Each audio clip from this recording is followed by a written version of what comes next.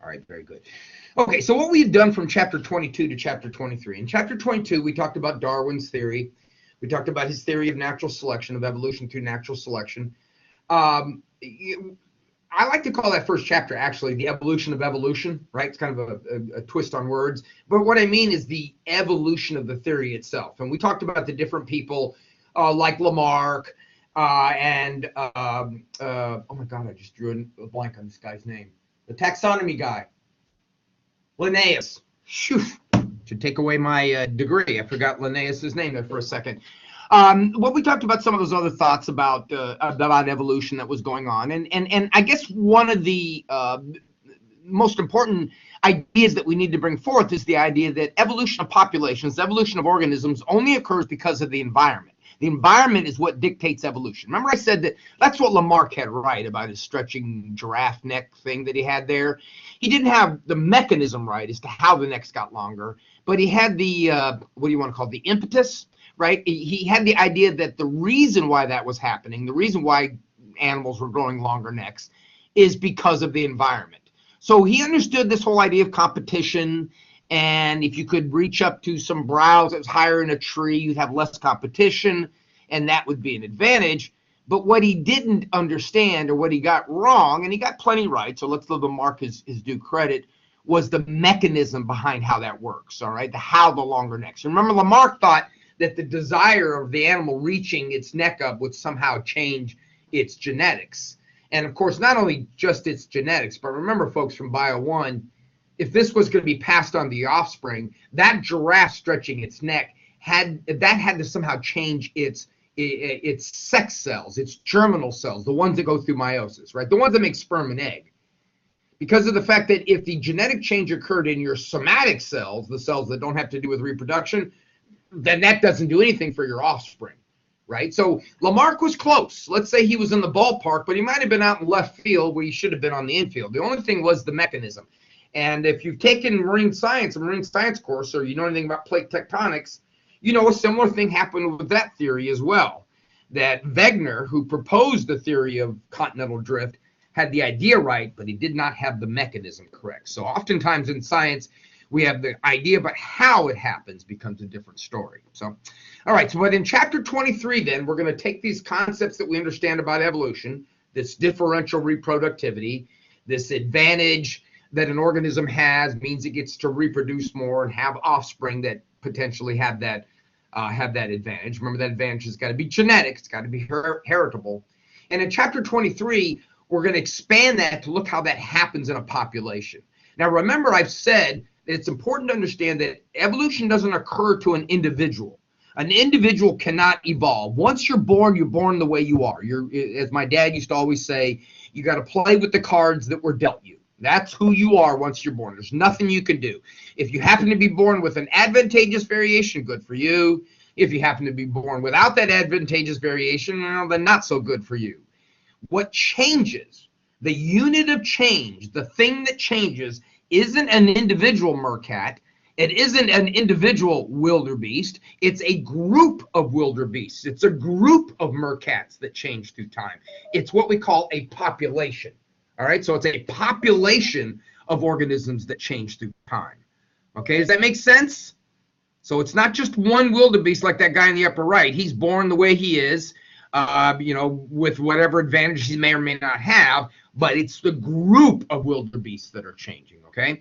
And in order for change to be felt, in order for there to be some with an advantage and some without, right? Because if everybody had the same advantages, then everybody would be basically the same. There wouldn't be the evolution. But for some to have the advantage and some who don't, then what we were moving into in this chapter was talking of differences in organisms in the population. So if the population is changing, what is it about the population in which evolution can work upon? Where are these advantageous variations? So the big thing is variation, right? Variation you got to have. That's the clay of natural selection. That's what natural selection molds that population into. So you got to have differences, and those differences can be very distinctive, like they can be discrete, or they can be more like many genetic traits are. They can be more continuous, or what we call quantitative. And examples of that would be the hair color on the horses. There's lighter color and darker color and everything in between.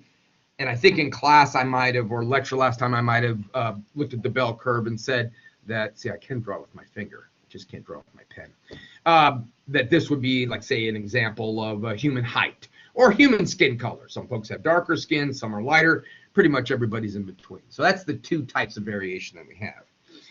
Of course, if we're going to be looking at variation, we might want to know how to measure variation. And there's a variety of ways to do that. You can measure the variability of the genes. So you can look in a population and you look through all the genetics and you find out how many loci.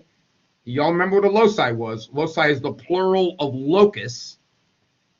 Again, it's not the insect, folks. But a locus is a location on the chromosome. It's where a gene would be. Genes occupy loci. A gene occupies a locus. So if we could find out how many of those loci are heterozygous, right, have the dominant and the recessive allele, then that can give us a measurement of gene variability.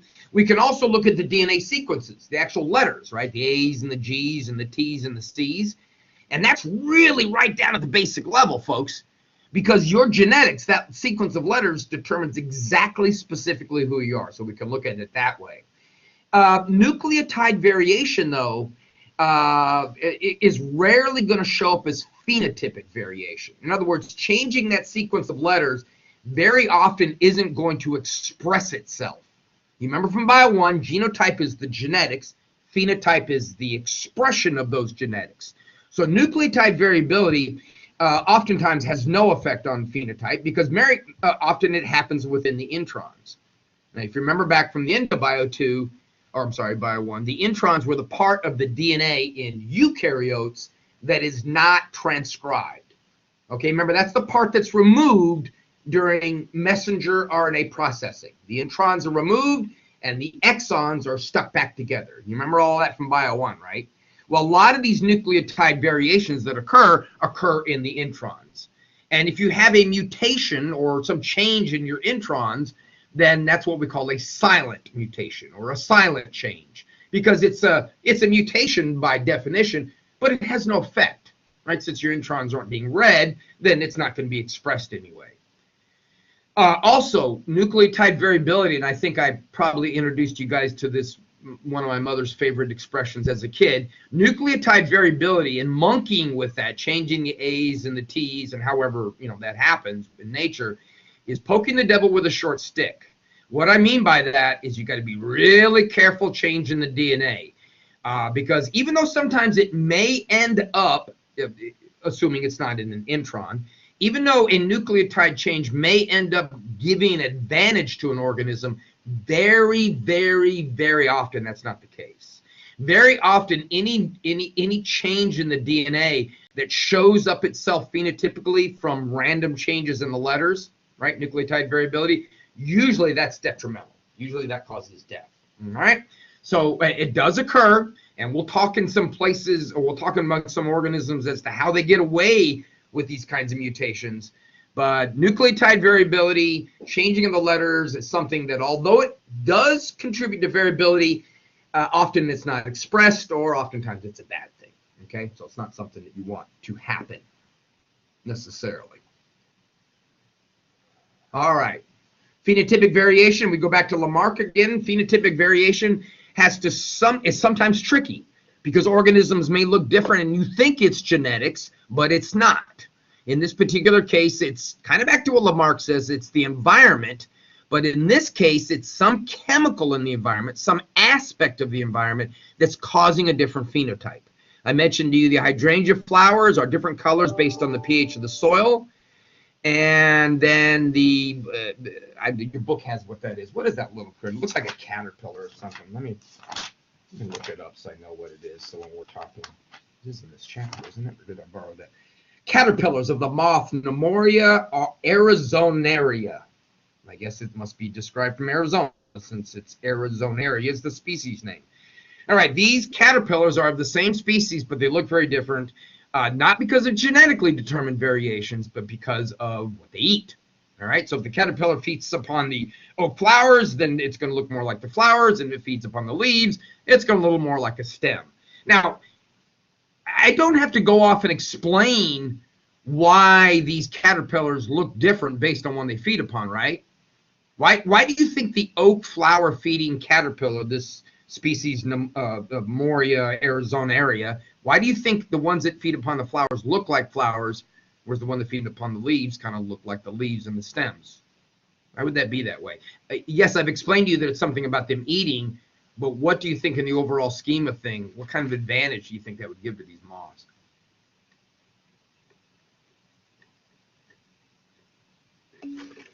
Yeah, you can't see them, right?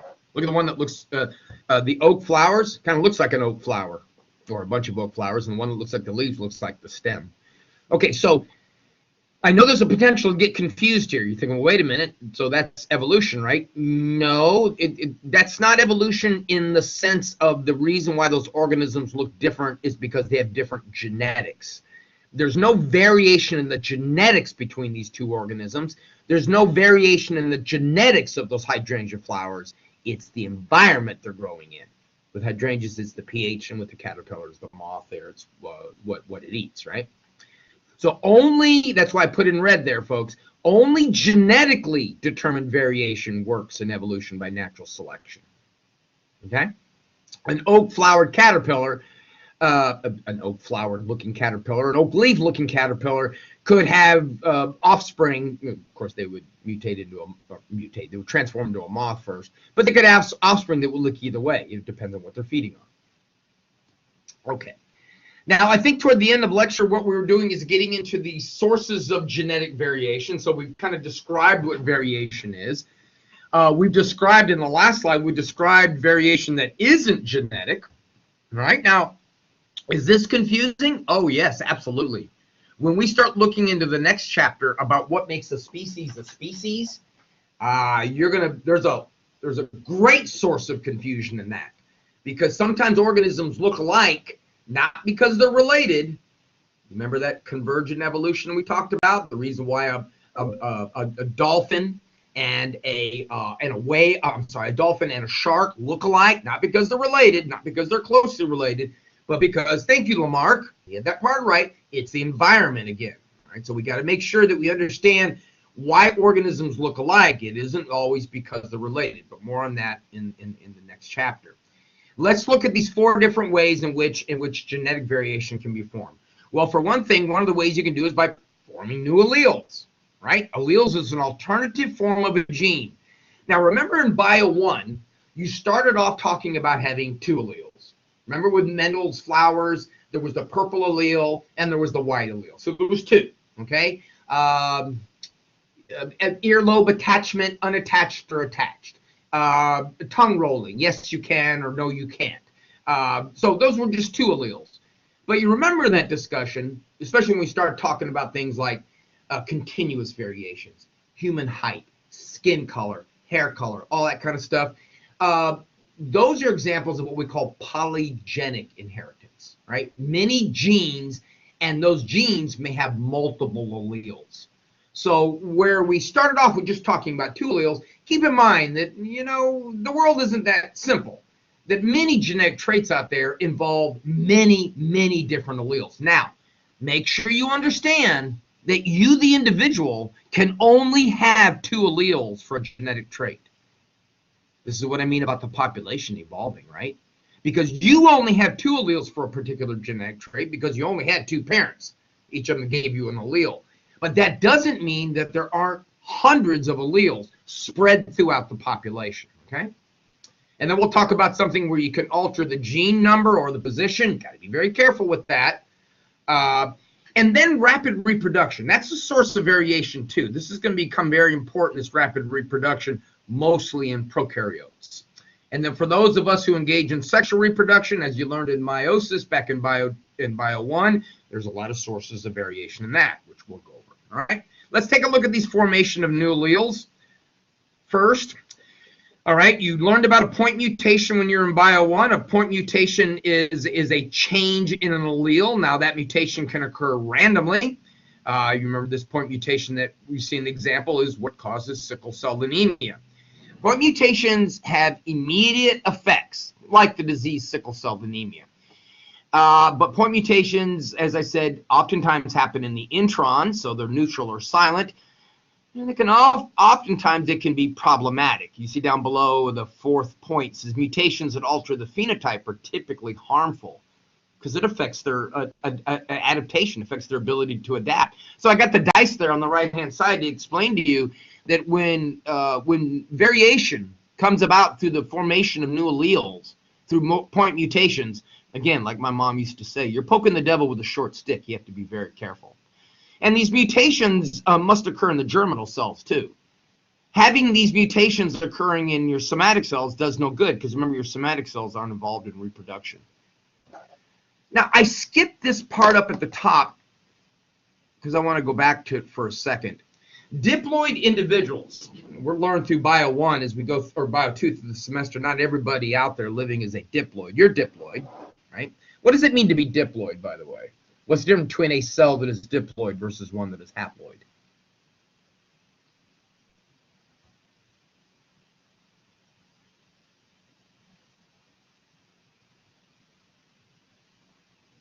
Nobody remembers from Bio 1? I can change your Bio 1 grades. Haploid and diploid. Not gametes, Daniela. Gametes are the sperm and the egg, but what about the gametes makes them, in the case of the gametes, haploid?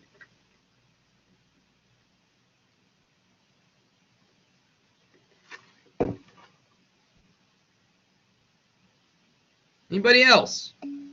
2 sets of chromosomes. That's diploid, right? Your gametes only have 1 set. They're haploid, aren't they? Right? That's how the chromosome number is maintained. Your sperm and your egg divides the number of chromosomes in half. That's meiosis, and then fertilization reunites back to the original chromosome number. So what that means is individuals that are diploid can have another gene, this recessive gene. Now, remember, most of the time in most genetic traits, the recessive gene does not express itself. Remember, those are definitions back from Bio 1. Dominant genes express themselves. Recessive genes only express themselves when the organism that has them has 2 recessive genes. Okay, so just to remind you once again, find my mouse. With Mendel's flower, if you had this genotype, both dominant alleles, you were purple. Yeah? If you had this genotype, both recessive alleles, then you were white. What color was that flower with that genotype? The last one I just typed in.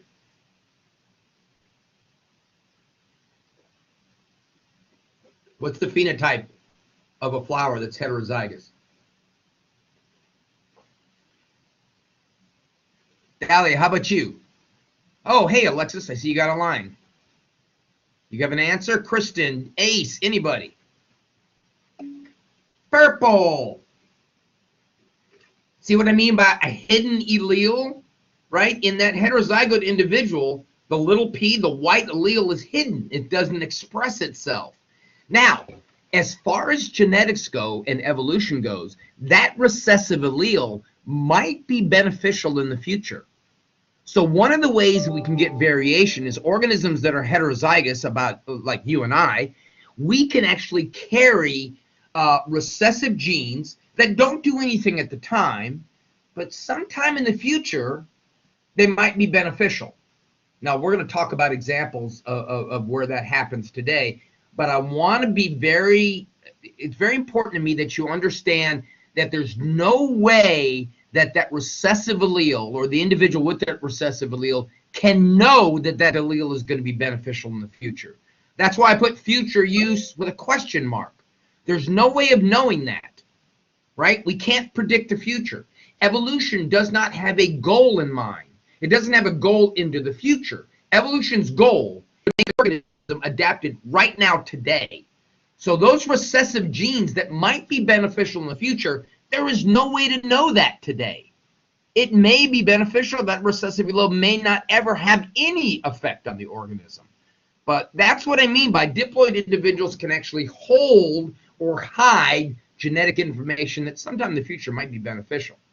Okay, if you're kind of having hard times wrapping your head around that, this whole idea of saving genes for future use, let me get to the end of the lecture today, and the example I'll show you I think will help you understand.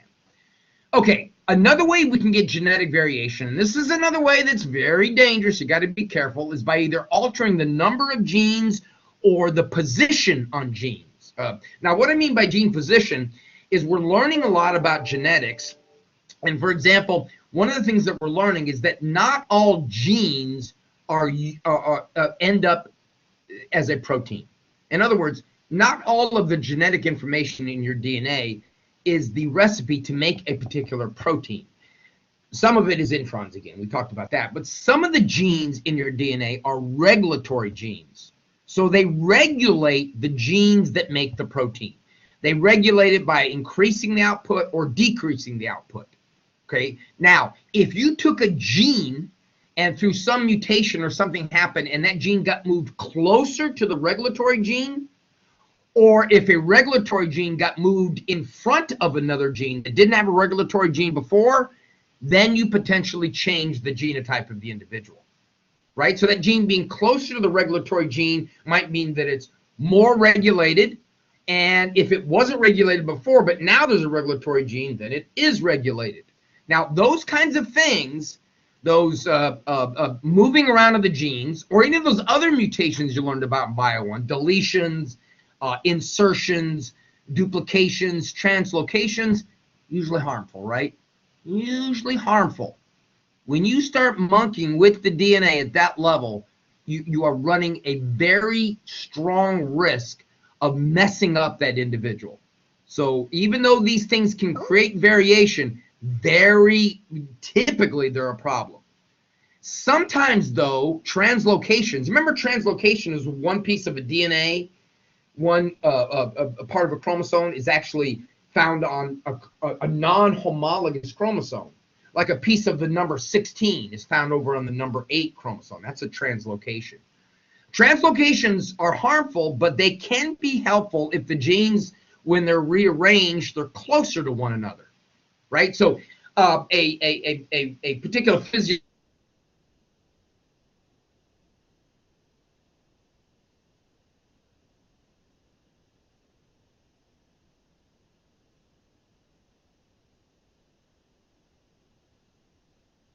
So that gene product can be turned out faster. Large duplications of genes, typically bad. It's the old Goldilocks routine. You don't want too little, you don't want too much. You want kind of in between.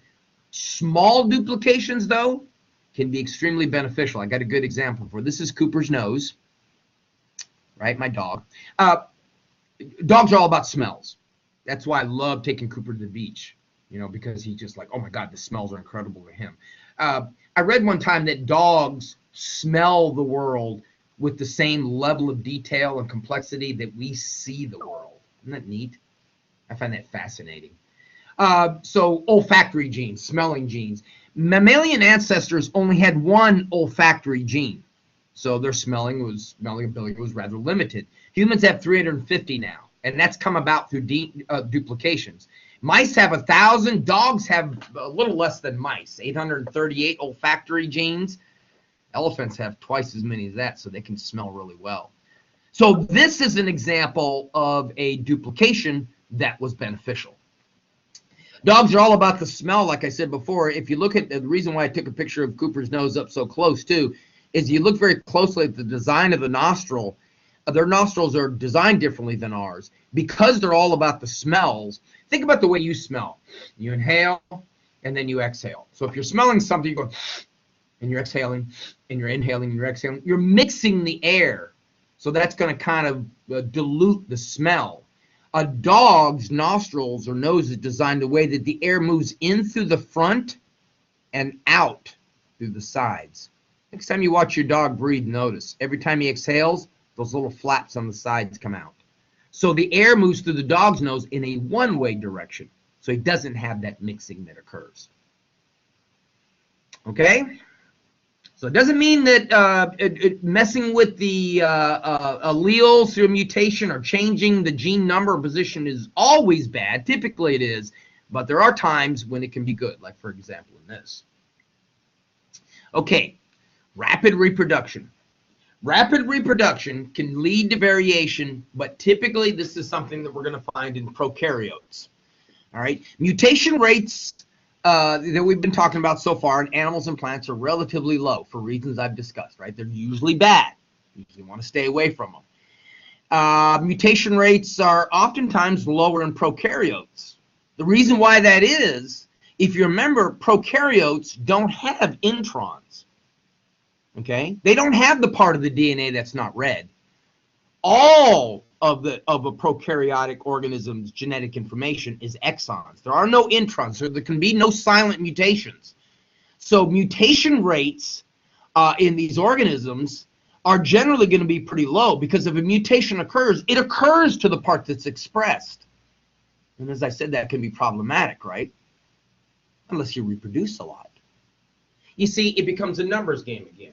If we say that mutations in prokaryotes, just like in eukaryotes, mutations that we've been talking about, can typically be bad for you, that's the same in prokaryotes and eukaryotes. But you can get around that by having lots of offspring, okay? Even though you know that mutation that you're creating may be bad for many organisms, if you crank out lots of offspring, one of those mutations might actually be beneficial. So let's look at an example of how this might happen in prokaryote, E. coli. E. coli is a prokaryotic organism. Where do we typically find E. coli?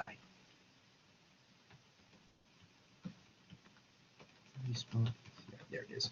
The E is Escherichia coli. Where can you find E. coli?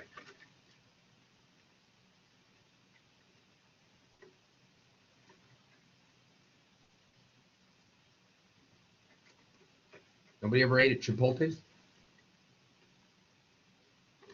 It's often found in our food, isn't it? Now, there are different strains of E. coli. You actually have E. coli living in your body, but the strain you have is a non-detrimental strain. So that's why you can hear in the news, oh my God, there's E. coli in the lettuce. Don't throw all your lettuce away. Your lettuce, for example, may not have the bad E. coli. There's good E. coli and bad E. coli. And we mean by good E. coli, good E. coli doesn't do anything to you. But let's talk about how E. coli can get away with these mutations, and it can still be advantage to them. It's all about the reproduction. An E. coli, an individual E. coli bacterium, produces somewhere in the vicinity of about 2 times 10 to the 10 new cells a day. I don't know what number that is, but it's a big-ass number, right? That's a lot of new cells. The spontaneous mutation rate, and this is something that happens among all individuals, spontaneous mutation rate occurs about 1 in every 10 million. So every 10 million cell divisions, 1 mutation occurs. So there's 10 to the minus 7 mutations per division, or 1 mutation per 10 million divisions. E. coli mutation rate then. Let's take the reproduction times the mutation rate. 2 times 10 to the 10 E. coli being produced a day. 1 in 10 million, 10 to the minus 7, has a mutation. So that means that every day, 2,000 bacteria, if you do the calculations, are born with a mutation. 2,000 non-silent mutations. Now, 2,000 isn't a really big number. And you could say that maybe most of those 2,000 get affected negatively by that mutation. But folks, this is 1 E. coli in one day. How many E. coli are there in the world? I mean, right? It's a crazy number to think about. So that's 2,000 bacterial mutations from 1 E. coli bacterium in a day. So you can see pretty clearly that if you're E. coli, you can generate a lot of offspring. And even if the mutations are detrimental, there might be a mutation that comes along that isn't. And since you're producing so many offspring, you can go ahead and deal with the bad mutations, the ones that cause the offspring to die or to not be physiologically efficient, because you're making so many of them. You remember what I said about the sea turtle eggs? Sea turtles lay about 100 eggs in a clutch, and we estimate that about 1 in 1,000 sea turtles lives long enough to reproduce itself. How does Mother Nature deal with sea turtles not going extinct? Female sea turtles lay a lot of eggs, right? It's a numbers game. Same thing's happening here. Yes, is E. coli going to have a lot of bad mutations? Yes. Are a lot of the mutations going to cause those organisms to not be able to survive well? Oh, yes, absolutely. But when we're talking about a critter that produces whatever the heck 2 times 10 to the 10 cells a day is, you can swamp it with numbers. Folks like playing the lottery, right? If you play the lottery, your chances increase, not a lot, by the way, but your chances increase the more tickets you buy. So that very rare event of getting the numbers right can be mitigated, if you will, by buying lots of tickets. I always tell people, if you want to double your chances of winning the lottery, just buy 2 tickets. Right? That doubles your chances. You still don't have a very good chance, but it does happen, right? Those rare things do happen. Someone every once in a while does hit the lottery. A while back, I remember my wife got up one morning. She goes, I dreamt the lotto numbers. And I said, you did, huh? She goes, yeah, I dreamt 4 of the lotto numbers. And I'm like, well, great. We just need 2 more to win. I think 4 wins you $5. I said, so if you dream the other 2, then we can go ahead and play those numbers. All right. So if you reproduce a lot very quickly, mutations to the actual genetics, the actual change to the chromosome can work because you're producing so many offspring. Okay, how about sexual reproducers, right? Organisms that reproduce sexually. That's you and I. Mutation is not a good way to generate variation among us eukaryotic sexually reproducing organisms. Remember what I said, mutation is usually bad. It's genetic recombination where we get most of our variation. All right, genetic recombination is much more important than variation for those sexually reproducing organisms. What am I talking about in genetic recombination? Crossing over, folks. See this picture on the right? What's this crossing over point called? Somebody remember? What's that point in the little box called there when homologous chromosomes are crossed over? See how much you guys remember from Bio 1.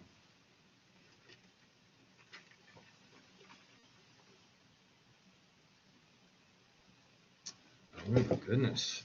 Anybody remembers from Bio 1 what that crossing over, that little spot right there is called? Jacob, you had Bio 1. How about you?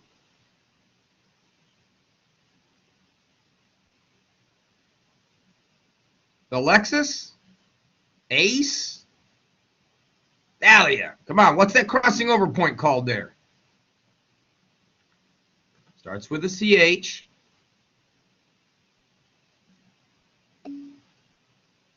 What is the crossing over point that I circled in blue? When homologous chromosomes and meiosis get together and cross over, what's that crossing over point called?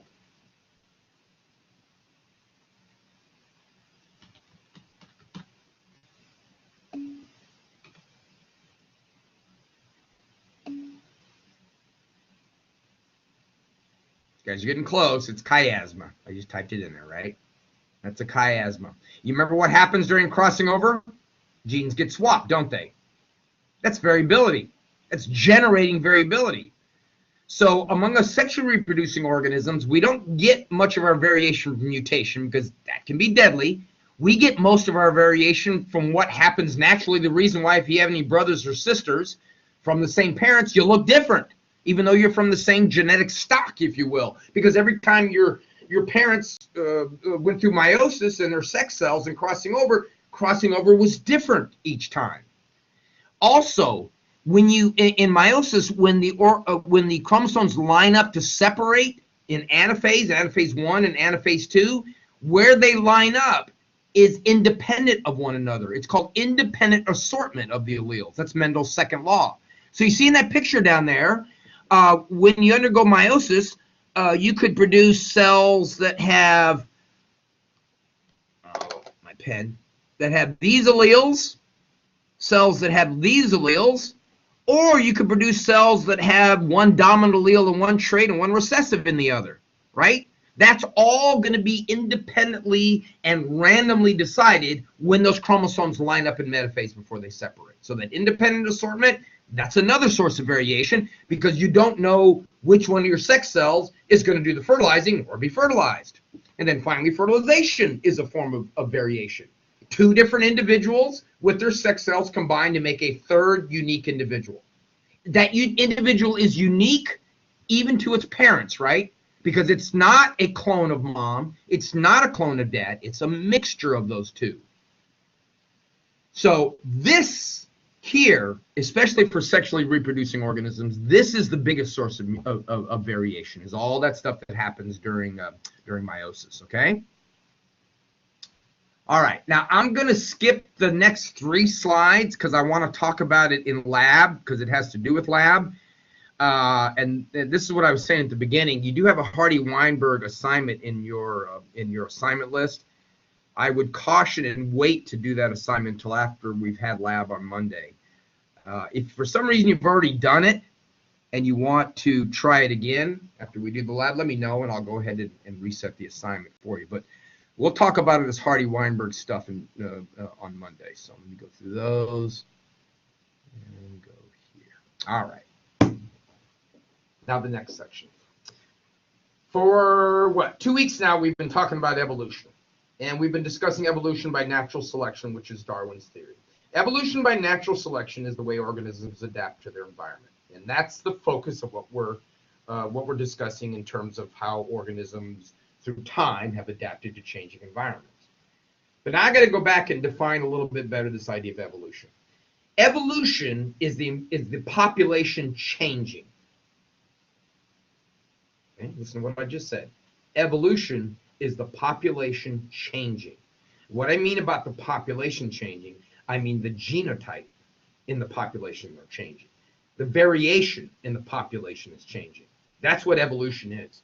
Evolution is simply the change in the genotypes, in the genetic makeup of a population. Everybody understand me on that, right? That's what evolution is defined as. Not all evolution occurs by the mechanism of natural selection. Okay? It's just one of the ways that populations change. And we've already talked about why and how that happens, right? It happens because of the fact that if you have an advantageous variation, you leave behind more offspring. And that advantageous variation is presumably inheritable, and so through time, the population changes. That's evolutionary change. But there are other ways in which the population can change, so it's evolution, but it's not through the natural selection mechanism. Now, the reason why I'm bringing this up is because when we're examining evolution in organisms, we have to make sure that the changes we see have to do with natural selection if we're arguing that this is adaptive versus these 2 things you see on the screen. So let's talk about those for just a second. Let's talk about genetic drift and gene flow. Now, I'm going to get a little bit more detail about genetic drift and gene flow in the next few slides, but both of these cause evolutionary change. All right? Both of these cause populations to change. Okay? Now, once again, let's take a look at natural selection. Give you an example. Here's natural selection again, right? We got the owl that feeds upon these small little mice, and there's all of these mice you see in the picture are all the same species, but there's variance. Some of the mice are darker in color, some are lighter in color. So you can see that quite clearly the lighter mouse in a darker environment stands out. So the owl is going to pick them off quicker than it's going to pick up the darker mice because they blend in. So the darker mice are going to be the ones that are left behind. They presumably have the darker color because of some genetics. They didn't go to a hairdresser and have their hair done or nothing like that, right? And so their offspring, many of them are going to be born with the darker color. Now, of course, that would be different if you were living in the lighter climate. In the lighter climate, the lighter colored mice would be advantageous. This is pure natural selection. This is differential reproductivity, right? This is everything we've talked about. This is organisms having a variation, and if you have an advantageous variation, you leave behind more offspring. So nothing new with that. And that causes change in a population. That causes evolution. But now I want to turn my attention to the other ones. I want to turn my attention to first genetic drift. Okay, genetic drift causes changes in a population. That's right. That's absolutely right, Daniela. Evolution is not necessarily adaptive. Take a look at this for a second. Focus on the flowers for just a moment here. We got, 10 flowers. They're all the same species, okay? Some are red, some are white, and some are pink. So this would be an example of incomplete dominance. Remember, you learned about that in Bio 1. So if you're heterozygous, you're pink. Okay, so this is our population.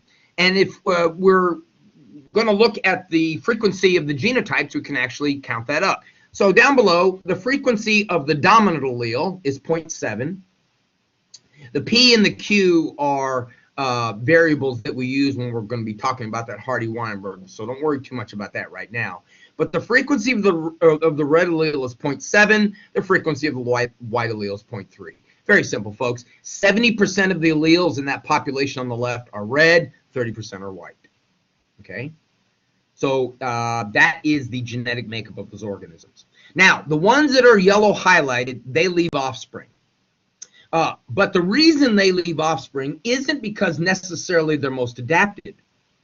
Genetic drift, the deciding factor in genetic drift is random fluctuations. It's the drifting.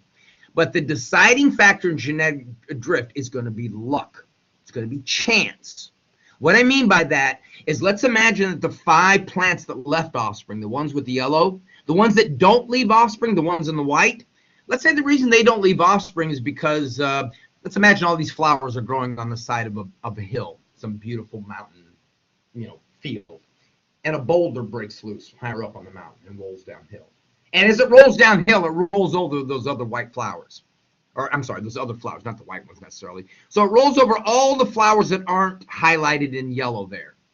So in the next population, what we're going to have is a change in the frequency of the red and the white alleles. Notice it was 70% red and 30% white. Now in generation 2, it's 50-50. And then let's say a fire starts and spreads through the population and kills all the flowers except those 2 red ones that you see in yellow. Move into the 3rd generation, and the white allele is gone. Now, it probably wouldn't happen that fast, but you get the idea, right? The population is changing. What we mean by that is we look at the frequency of the alleles. 70% red in the first population, 100% red in the last population. But what caused the change? The boulder rolling downhill, or the forest fire. A random event, a chance event occurred. These flowers could have never evolved an ability to deal with a boulder rolling downhill, or none of these flowers could develop fireproof tissue so that it could deal with a fire coming through. It's a chance event that causes the change to occur. This isn't necessarily adaptive, right? Because you're lucky and happen to be in the right place, that is, you're not being rolled over by a boulder, it doesn't mean that you're more fit than everybody else in the population, does it? It just means you're lucky. And lucky is random. We talk about some people being luckier than others, folks, but when it comes right down to it, everybody has the same kind of luck. It's all random. So genetic drift causes change in a population that aren't necessarily adaptive. So this is evolutionary change, but not through natural selection. Now, notice the second word in red, finite populations. See, in genetic drift, size matters. And down below in the red, I kind of give you a little bit of a mathematical relationship. It says that the effect of genetic drift on a population, this is proportional, is inversely proportional to the size of the population. So what I mean by that is the smaller the population, 10 flowers, the smaller the population, the greater the effect genetic drift can have. We were looking at 10 flowers, 5 of them got rolled over by a boulder. Half of the population was wiped out. What if in that field up in the mountain there weren't 10 flowers, but there were 10 million flowers and a boulder wiped out 1,000? Is that an appreciable change to the population of 10 million? Right? So the population gets larger, the effect of genetic drift gets smaller. Because if you're killing off 1,000 of 10 million versus 5 of 10, you can see right away you're going to have much more effect if it's only got 10 flowers.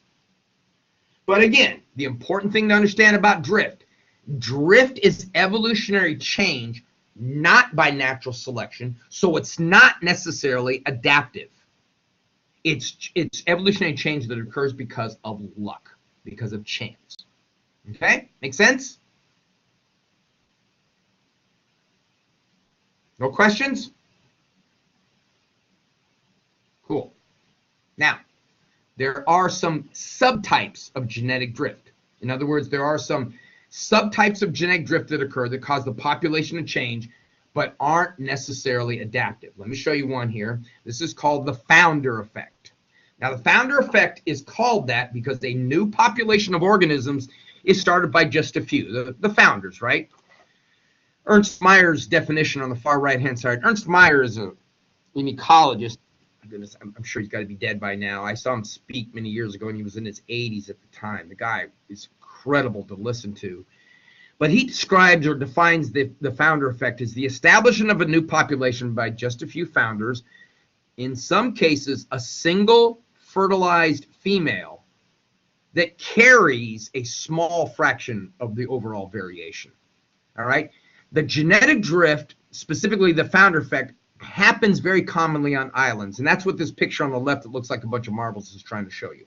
Let's imagine the big circle at the top is, let's imagine that's the mainland. Now, we're going to be talking about Darwin's finches a little bit later on, so I want to introduce you to them now. Darwin's finches live on the Galapagos Islands, which are off the west coast of South America.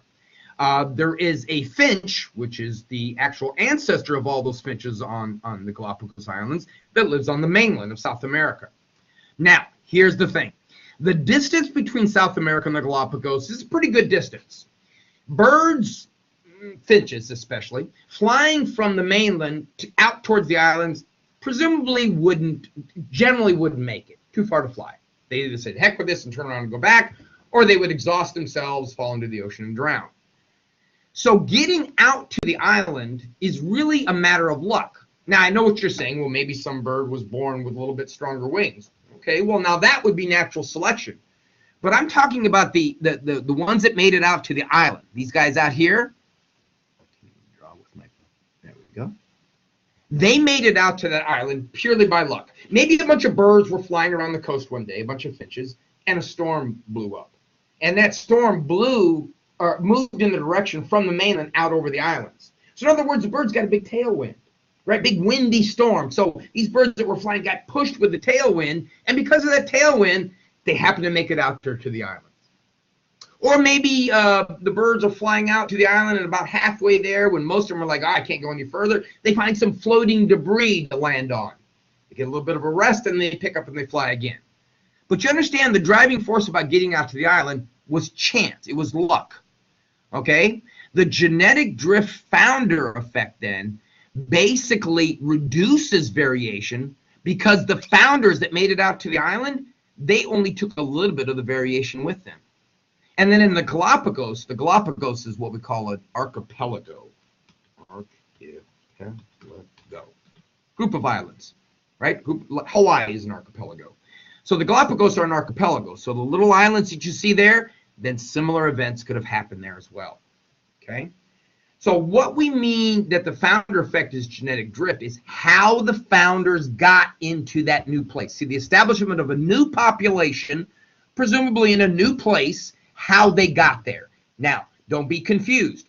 Once the birds made it out to the island, if the island was different than the mainland, they would have had to adapt. So natural selection would have taken over. But genetic drift, the initial change in the gene frequency, the initial change from here to there was not by natural selection. The initial change was by luck.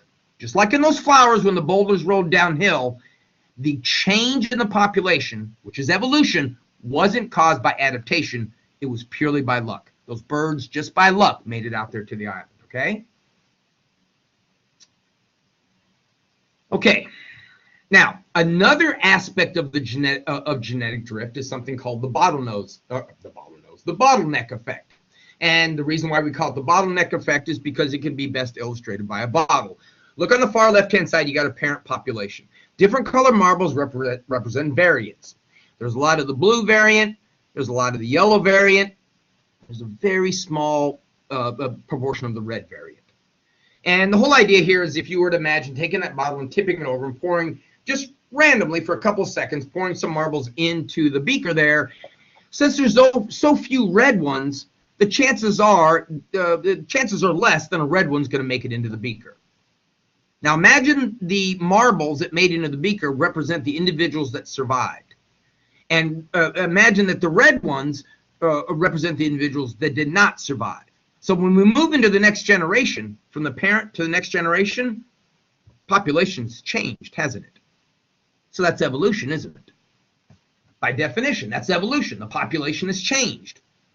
However, it wasn't necessarily caused by natural selection, right? The bottleneck effect could be caused by a variety of things. Whatever takes the population, see, there's another sort of illustration of it. Whatever takes this genetically diverse original population on the left and narrows it down to just a few individuals. So this is kind of like the founder effect, folks, but it's not moving out necessarily to an island. As time goes on, that population becomes more genetically simplified. Now, the problem, the reason why this is not adaptation, this is actually the opposite, what we call maladaptive, is a genetically simplified population. When those organisms reproduce, they basically are engaging in inbreeding. Inbreeding is reproducing with something closely related to you. And that means that bad genes, typically recessive genes, are more apt to express themselves. That's why there's this taboo against, where they always say a family reunion is not a good place to pick up a date. Although I read something a while back that said that the chances of you, if you breed with somebody closer related to you, that does not guarantee your offspring is going to have problems. It just increases the chances. But I was reading something, and they said that breedings between first cousins do not have an appreciable increased chance of a problem than a breeding occur between two people who aren't related at all. Okay, so what we're basically saying is breeding with your cousin, your chances of having a deformed or a messed up offspring aren't really any that greater than if you bred with somebody you're not related to at all. So if you got some good looking cousins out there, the reason why this article came about is because a lot of doctors were dealing with cousin marriages in certain cultures, and they were counseling people against this sort of stuff until the scientists were saying, in some cultures that's not unusual for cousins to marry, and scientifically, biologically, there's not a big problem with it. You're not necessarily going to have a problem if your chances are a little greater than in the normal population, but not that much greater. Let me give you a couple of examples of how the bottleneck has affected certain species of animals. The first is the cheetah. Everybody knows the cheetah. Those are those really awesome predators that can run up like 80 miles an hour. Cheetahs have suffered two major bottlenecks. First of all, the climatic changes that occurred since the last ice age, the Pleistocene. But more importantly, the biggest cause of the bottleneck, the thinning down of the population, has been human beings, right? Hunting, habitat destruction. Usually the number one cause of species going into peril, in other words, becoming threatened or perhaps going extinct, is habitat destruction. It's not the killing of the organism, really. It's the destruction of its habitat that's the biggest thing. And as human beings, especially Europeans, moved into Africa during the 19th century, they caused tremendous amounts of habitat destruction and, of course, hunting these animals as well, not only for their pelts, but if you're raising livestock, these are competition to eat your livestock, so you get rid of them. Anthropogenic, by the way, folks. You see that word a lot, especially when we talk about climate change. Anthropogenic factors are factors that are caused by humans. So the cheetahs went through this population bottleneck in a big part because of humans moving there and killing off most of them. So now the cheetahs came out of that bottleneck. We started protecting them, and the population has grown some, not a lot. There still aren't a lot of cheetahs out there. And in the early 1980s, we almost lost all of them because a disease called feline peritonitis was moving through the population of cheetahs and increased mortality by half or more. Many of the cheetahs weren't able to fight off this disease because of poor immune systems. Poor immune system because of maladaptation, because of breeding with organisms closely related to them. Now, the cheetahs today are basically clones of one another. They're basically genetically identical. In the zoo industry, if folks have cheetahs in their exhibits, if a cheetah gets injured and they need to do something like, say, a skin graft, they can take some of that tissue off of a donor cheetah and put it onto the recipient cheetah without any danger of tissue rejection. With us, if you get a heart transplant, your body may try to reject that heart because it sees it as foreign. You remember back glycolipids and glycoproteins, those things that identify a cell? That's how your immune system knows that that cell is not supposed to be here.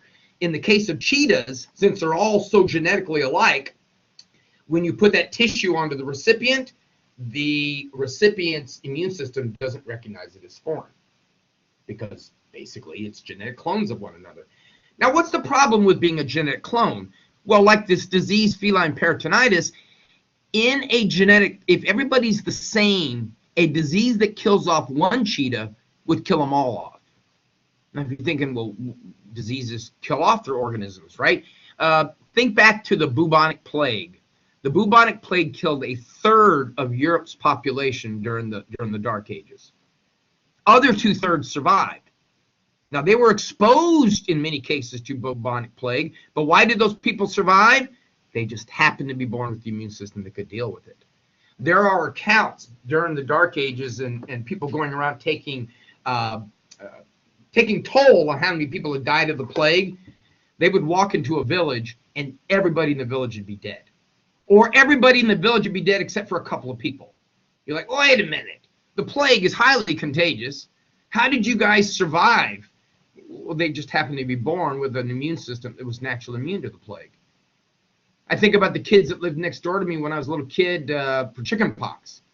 When I was a kid, mothers would take their kids over to other kids' house where they had chicken pox in the hopes that you would get the chicken pox, because having the chicken pox as a kid, for one thing, it makes you immune. Having the chicken pox as a kid is easier to deal with it as an adult. So my mother took me next door to, there were 5 boys that lived next door to me, took me next door to them, and that's where I got the chicken pox. However, one of those 5 boys in that group never got the chicken pox. Even though he lived around his brothers, who had the virus everywhere, he was just naturally immune to it. If nobody has that variation, then everybody, chickenpox doesn't kill you, but in the case of the cheetahs, everybody dies. Another example from the marine mammal world involves elephant seals. Elephant seals were hunted down to 20, not 20,000 folks, 20 individuals by 1890. You can see if you look at it, in 1890, elephant seals, northern elephant seals, were reduced to found on only one place, an island called Guadalupe off the west coast of Baja California. The current population is in green. The current population is up to about 150,000. But that 150,000 in 30 years came from that original 20.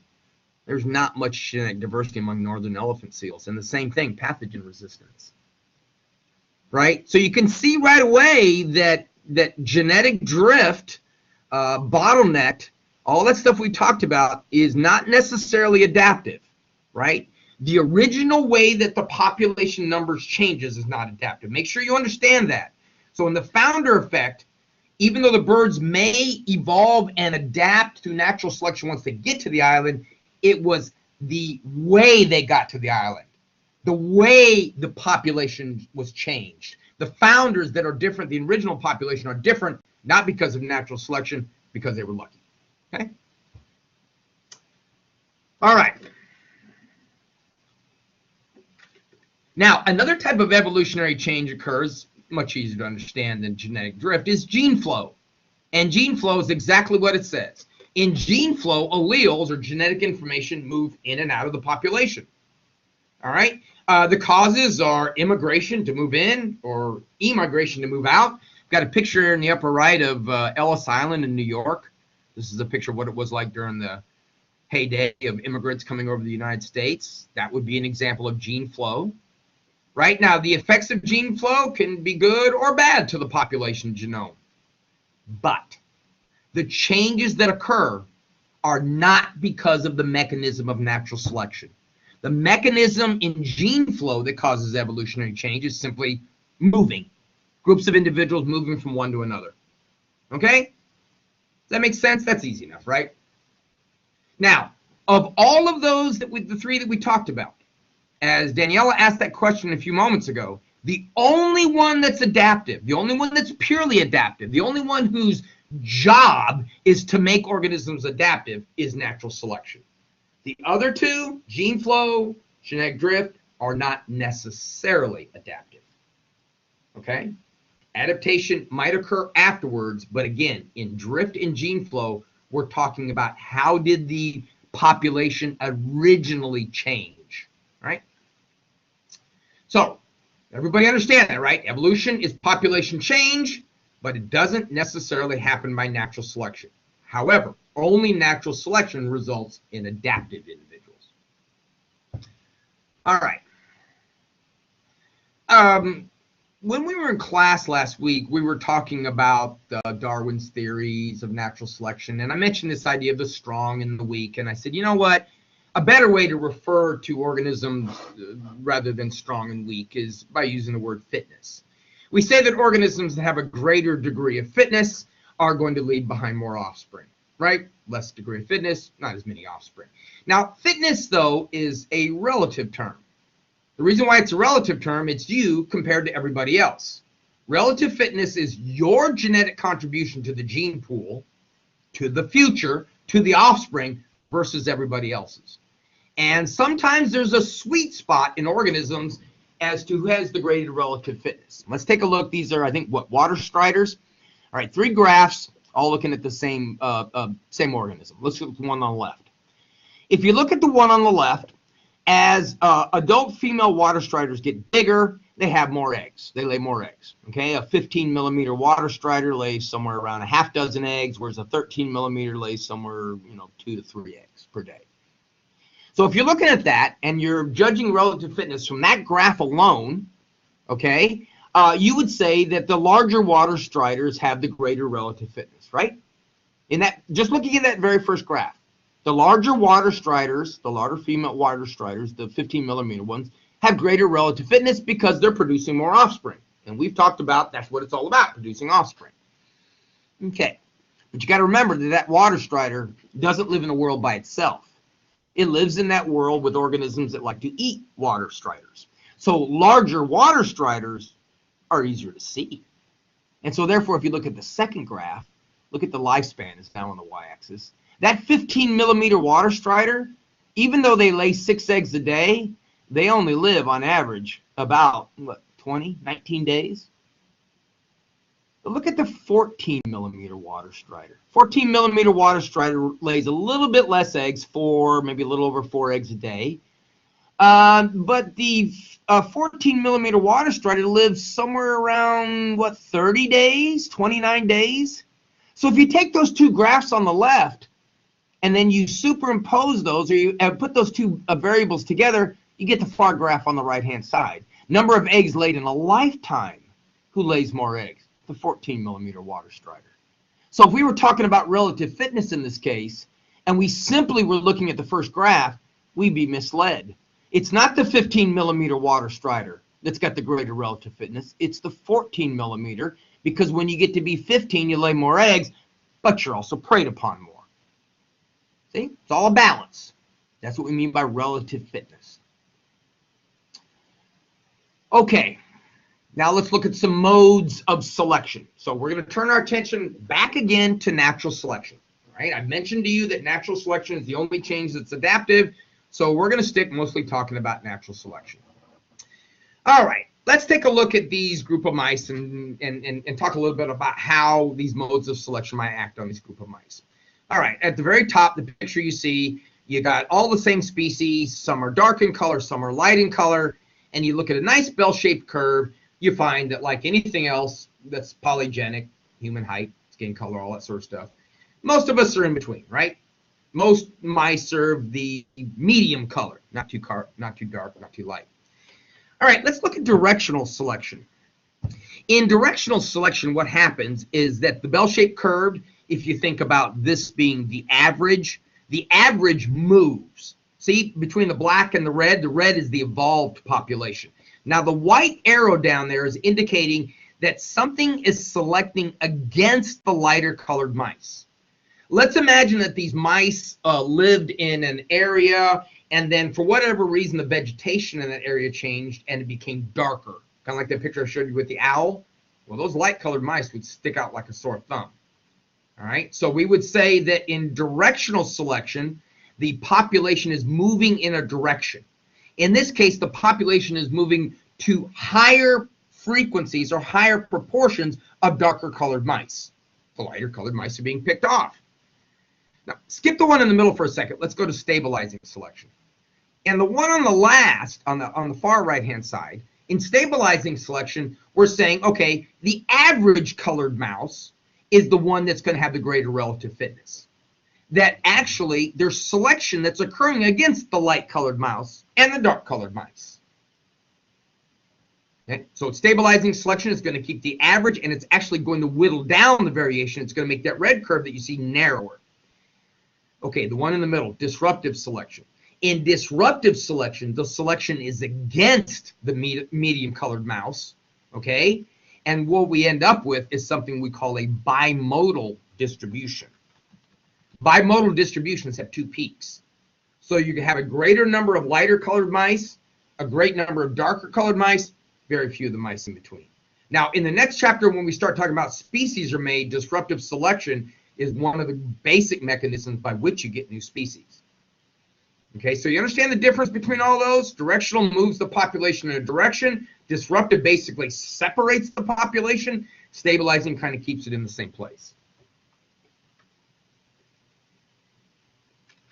Okay, I want to make a clarification on this. The arrows that are pointing down, like in directional selection, they're indicating a selective pressure against. That's an easy way to talk about it, but it's not truly what's happening. If you go back to our definition of evolution by natural selection, differential reproductivity versus differential mortality, remember, evolution by natural selection doesn't work by selecting against the weak. It works by selecting for the strong. So let's change our words now. It doesn't work by selecting against the less fit. It works by selecting for the more fit. So while the arrow's pointing down, give you the right idea, we actually should say that the population in directional selection is moving to the right because these individuals are being selected for. In the disruptive, it's these individuals, and in the stabilizing, it's those individuals. You see what I mean? So the white arrow is talking about a selective pressure against, but remember, differential reproductivity drives natural selection. So we actually should say that the peaks are in the red curves are being selected for. It's a semantics kind of thing, but it's very important so you don't ever get in your head and make the mistake that Mother Nature weeds out the least fit, right? Mother Nature only selects for the most fit. The reason why we can't say Mother Nature selects and weeds out the least fit is something's got to do the selecting. And remember, the mechanism is a lot easier to understand if the selecting is done because you reproduce more. Simple as that. Okay? Any questions on that? Just a couple more slides to go through. Okay, sexual selection. Now, what we're talking about here is organisms that compete for mates. All right, so if there's no competition for mates, then obviously this is not applicable. But sexual selection is something that occurs among organisms, and it can occur intrasexually, or it can occur, in the next slide, intersexually. Now, intrasexually, intra means within. Inter means not within. What's the opposite of within? It's not without, right? So intrasexual selection, we're talking about males, same sex, competing for females.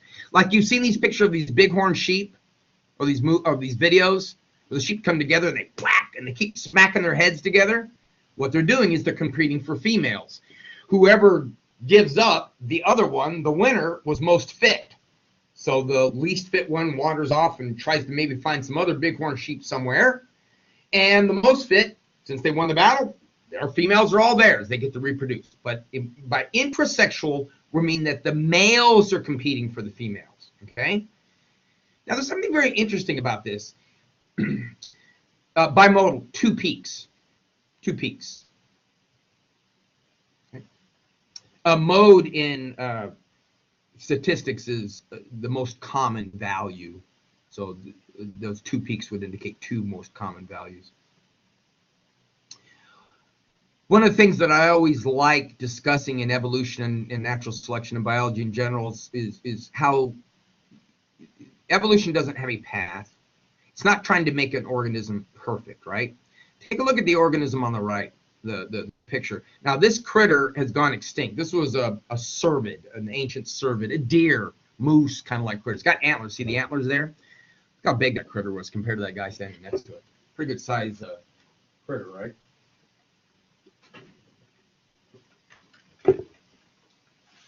All right, now, here's what happens sometimes. If having big horns, it's going to make you most fit, like in the bighorn sheep that we've seen. And if you use your horns and your antlers for male-to-male battling for females, then Mother Nature would actually select for organisms males that had bigger horns. See that guy on the right? You don't want to tangle with him, would you? He's got some big antlers. That means that in a male-to-male combat, he's got some big guns, man. But Mother Nature, and shows how evolution's goal is not perfection. Mother Nature gets carried away. If having big antlers is an advantage to get females, make them antlers really big. Grow bigger, bigger, bigger. Eventually, here's what happens, though. Those antlers got so big, this is why this animal's gone extinct. This antlers got so big that the animal could barely hold its head up. And since the animal could barely hold its head up, guess what? It couldn't see predators coming after it. So the animal went extinct. Too much of a good thing, right? Mother Nature's not always perfect in evolution. So building bigger antlers increases the fitness of a critter until you go too far. Until, yeah, you got some serious antlers, but you're so doggone heavy you can't pick your head up. Any predator can walk right up to you and eat you. I love that stuff. Now, intersexual selection is one sex chooses the other. Typically, it's the female, right? Like you see the cardinals on the right, the lower right. Which one's the male cardinal, by the way?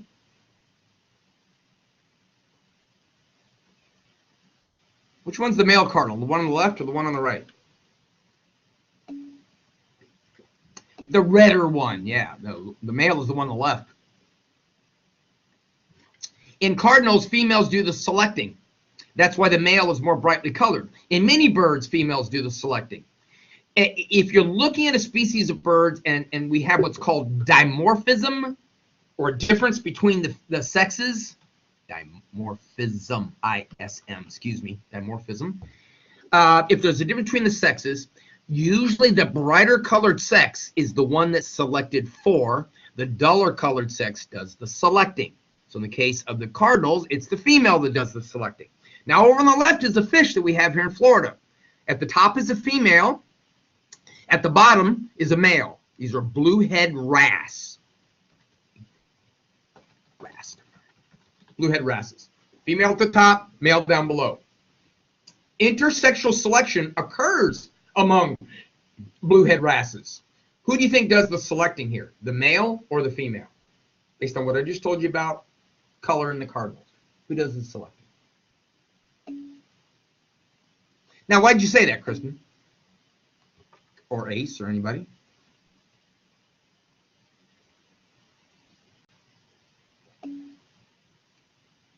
Okay. Female does the selecting, but why? Give me a reason why you would say that. I'm trying to extend this to your observations in the wild. You know, if you were to see a male and a female of a species in the wild, and one was more brightly colored, I'd like you'd be able to make an idea. There we go. Right? The male is more distinctly colored than the female. Yeah, basically, that's exactly what it is, right? So color is important for birds. The song that the cardinal sings is important for birds. The feathers that the birds have. How much time do we got? Yeah, we can do this, and I got one more slide. One of the things that people looked at years ago was whether females selected male birds based on the intactness of the male bird's tail feathers, the feathers coming off the tail. They found that in some species, females would select males that had pristine, beautiful tail feathers versus those that were all ragged and torn up. The reason why that is, if you think about a predator sneaking up on a bird, they're going to come from behind, aren't they?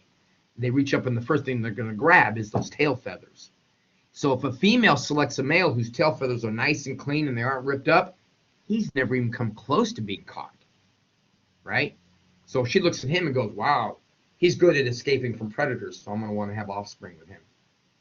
Isn't that neat? So next time you look at a bird, like a cardinal, check out its tail feathers and see if there's anything about the females selecting them based on the intactness of their tail feathers. Okay, one more slide and I'll let you go. Killer whales do it too. Well, all sexually reproducing organisms do it. But in this case, it's not color but size. Male killer whales have a much taller dorsal fin. If you look at the picture in the upper left, the males are the two that you see there. There's a female in the front, and then that's either a young female or perhaps a calf that's following behind. It appears that females select males based on the heights of their dorsal fins. All right, now if you look at the graph down below, this is actually data that I collected from SeaWorld's killer whales. At about 450 centimeters of length, male killer whales start becoming sexually mature. At that size and at that age, on the y-axis, the height of the dorsal fin, their dorsal fins start growing very fast, much faster than the females. So they're going to get that tall, very thin dorsal fin. Because again, amongst killer whales, the more fit, one of the things that females use as evidence of fitness is the size of the dorsal fin. Now, the one you see of the flopped over dorsal fin, I get that question when I was at SeaWorld a lot, is the flopped over dorsal fin something to do with how happy they are or being in captivity? And it's not. The flopped over dorsal fin is very much like the antlers that we were talking about in that previous organism. As Mother Nature pushes that dorsal fin taller and taller, dorsal fins don't have bones in them. It's just cartilage. That cartilage can't handle the weight and the fin flops over. This is actually a picture of a male dorsal fin in the wild. So I hear that sometimes that, well, only the ones in captivity have those dorsal fins that way. And if you went to SeaWorld, Tilly, Tilly's dead now, but Tilly had a flopped over dorsal fin. But it is something that occurs in the wild as well. All right, one more slide. I'm sorry, this last one's nothing I want to say about it. But sometimes being real sexy is not the best thing. These frogs call for their females, these Tungara frogs, and the females are going to select based on the frog call. The bats that eat them have learned to zoom in on the stronger, more fit call because that's a meatier, bigger frog. So that frog is simply calling for a mate, and that bat swoops down and grabs a hold of them. So what the frogs have learned to do is they call and then they move. They call and move and call and move with the hope that the bat can't see them, but the female, when she gets close enough, will see them. So just out there trying to have a good time and get munched by a bat. All righty, folks, I just have a couple of more things to talk about, but we'll save that till next week. That's all I have for lecture today. So if you have any questions, Kaylee, it usually takes about a half hour to 45 minutes before it's ready for me to post. And then they will be, if you look on the left of Blackboard, you see where it says collaborate on the left-hand side. Underneath that, there's something called recorded lectures. If you click on recorded lectures, they're all in there. Yep. Okay, folks, that's all I got. If you have any questions, by all means, stick around and ask me them. If not, then y'all have a good rest of the week, and I will see you Monday where we will do lab number 1 and finish up this chapter and start on chapter 24. Okay? So everybody take care and have a good evening.